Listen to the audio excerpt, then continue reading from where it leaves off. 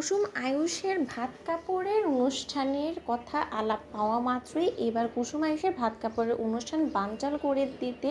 এবার ভাত কাপড়ের থালা উল্টে দিল ইন্দ্রাণী গাঙ্গুলি। হ্যাঁ বন্ধুরা, ভিডিওটা লাইতে দেখতে থাকুন। প্রথমে শঙ্করের সে তত্ত্ব নিয়ে আসার পরবর্তী থেকেই যখন ইন্দ্রাণী গাঙ্গুলি মীনাক্ষীর কথার উপর একটু একটু ভরসা হতে শুরু করে দেয় এবং ইন্দ্রাণী গাঙ্গুলি যখন ছোটোকে বলতে থাকে যে ছোটো, তোকে আমি একটা কথা বলছি, তুই যত তাড়াতাড়ি সম্ভব এই সমস্ত কিছু খুঁটিয়ে বার করার চেষ্টা কর যে কী বা কী এই কারণে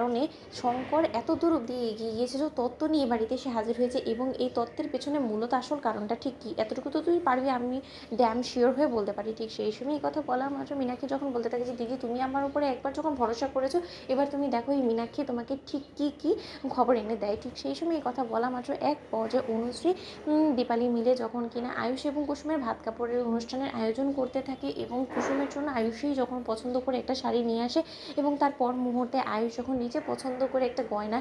কিনে আনে এবং আয়ুষের কাবার্ডে যখন ইন্দ্রাণী গাঙ্গুলি স্বয়ং নিজেই দেখতে পায় আয়ুষের কাবার্ডে একটা দামি শাড়ি এবং গয়না। ঠিক সেই সময় ইন্দ্রাণী গাঙ্গুলি আয়ুষকে বলতে থাকে যে কী ব্যাপার আয়ুষ, আজকাল দেখছি যে তোমার ঘরে তোমার কাপড়ের পরবর্তীতেও দেখছি যে এখানে গয়নাগাটি থেকে শুরু করে মেয়েদের শাড়ি এই সমস্ত কিছু রয়েছে, এই সমস্ত কিছুকে তুমি প্রতিনিয়ত পরো নাকি অন্য কারো স্পেশাল কারোর জন্য তুমি এখানে এনেছো? ঠিক সেই সময় কথা বলা মাত্র আয়ুষ যখন আমতা করতে থাকে, ঠিক সেই সময় ইন্দ্রাণী গাঙ্গুলির কাছে দৌড়ে এসে যখন কিনা মীনাক্ষী বলতে থাকে যে দিদি গো দিদি, সর্বনাশ হয়ে গেছে, ওদিকে তো অনুশ্রী রীতিমতো মেলা আয়োজন করে ফেলেছে, এলাহি আয়োজন চলছে। আমার কেন জানি না মনে হচ্ছে যে এই সমস্ত রান্নাবান্নার আয়োজন তো তখনই করা হয় যখন কিনা বউ ভাতের দিন সকালবেলা বর বউয়ের ভাত কাপড়ের অনুষ্ঠান করা হয়, তাই না? আজকে কোনো মতে হয়তো বা তারা ভাত কাপড়ের অনুষ্ঠান করার চেষ্টা করছে। এই সমস্ত কিছু তথ্য আমি তোমাকে এতটুকু আপাতত দিতে পারছি। ঠিক সেই সময় ইন্দ্রাণী গাঙ্গুলি যখন বলতে থাকে যে ওদিকে ভাত কাপড়ের আয়োজন চলছে, সেটা ছোটো বললো, আর এদিকে তো আয়ুষের ঘরে আমি দেখতে পেলাম ওর কাবার্ডের মধ্যে গয়না থেকে শুরু করে শাড়ি, তার মানে আজকে সত্যিকার অর্থে ওদের ভাত কাপড়ের অনুষ্ঠান এবং এটাই যদি সত্য হয়ে থাকে তাহলে আজকে আয়ুষেরা রক্ষে নিয়ে। ঠিক সেই সময় শঙ্কর ওরকে যখন রাজশেখর গাঙ্গুলি বলতে থাকে যে দেখো শঙ্কর, সমস্ত কিছু তো তোমার মনের মতন করে ওঠা সম্ভব হয়নি, তাই যতটুকু পেরেছি আমরা সেটুকু চেষ্টা করেছি। না আয়ুষ, এবার বরঞ্চ তুমি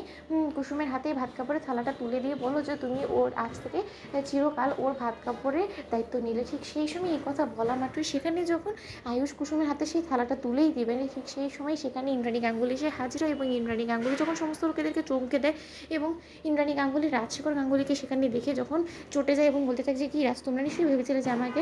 বিজনেসের কাজে বিজি করে দিয়ে তোমরা এখানে ভাত কাপড়ের অনুষ্ঠানের সমস্ত কিছু আয়োজন কমপ্লিট করে ফেলবে, তা এই সমস্ত কিছুর মধ্যে আমাকে কেন ইনভাইট করোনি বলো তো? এবং আজকে আয়ুষ এবং কুসুম তোমার ভাত কাপড় অনুষ্ঠান, তাই না? ঠিক সেই সময় ইন্দ্রাণী গাঙ্গুলি যখন আয়ুষের হাতে সেই ভাত কাপড়ের থালাটা ছুঁড়ে ফেলে দেয় এবং বলতে থাকে যে নাও এবার সম্পূর্ণ করো ভাত কাপড়ের আয়োজন। তো বন্ধুরা লাইক এবং শেয়ার করো, সাবস্ক্রাইব করো।